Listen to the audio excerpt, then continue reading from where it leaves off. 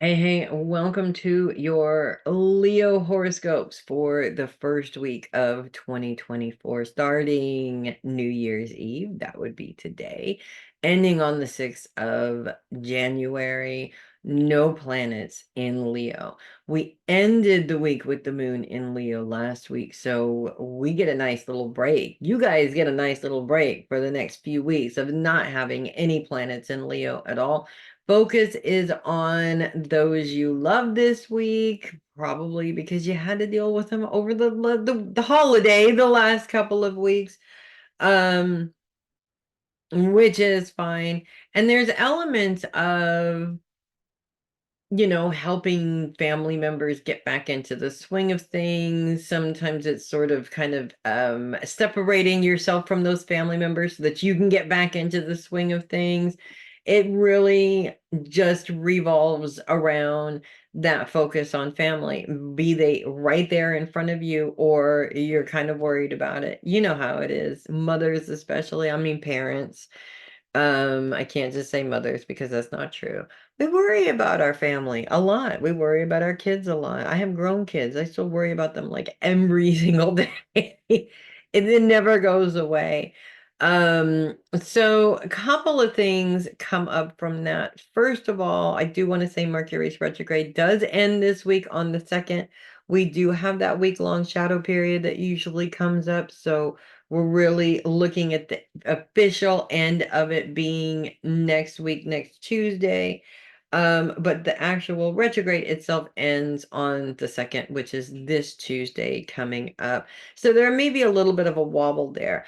And when you're dealing with a Mercury retrograde, when focus is on those you love or your family, lots of communications come up in this area. I think that the closer the family member is, the closer you are.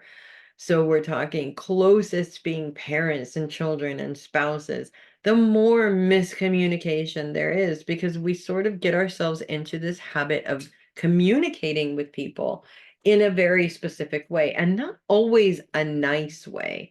So this really is actually a good opportunity for you to just make sure that when you're communicating with your family, that you're communicating in a way that's not mean or rude or anything like that. Snappy. We do tend to get snappy with our family.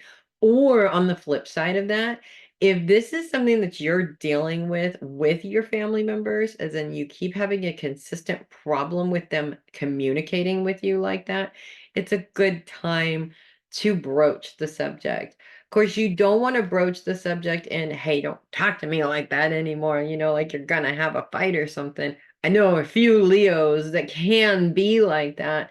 You do want to do it in a little bit more of a diplomatic way, just because it avoids the argument. You want to open up a conversation, not an argument, which tends to make things a heck of a lot worse. And in this world that we live in right now, communication really is a big problem. So you want to avoid as many of those problems as possible.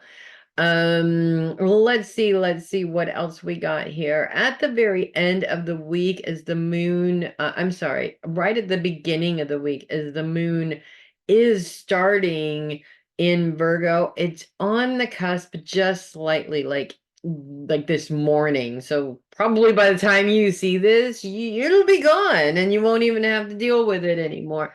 But just in case, the moon does move into Virgo in opposition with Saturn. And Saturn is all about responsibility, really focusing that responsibility on your support system.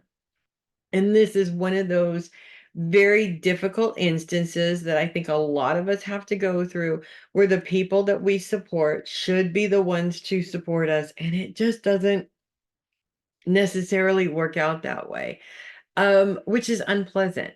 And we have this thing in our heads that says, well, but these are the people that are supposed to do that. Well, on a technicality, nobody is supposed to do that. Nobody is required to do that. Yes, in a perfect world, they should, but it doesn't work out that way.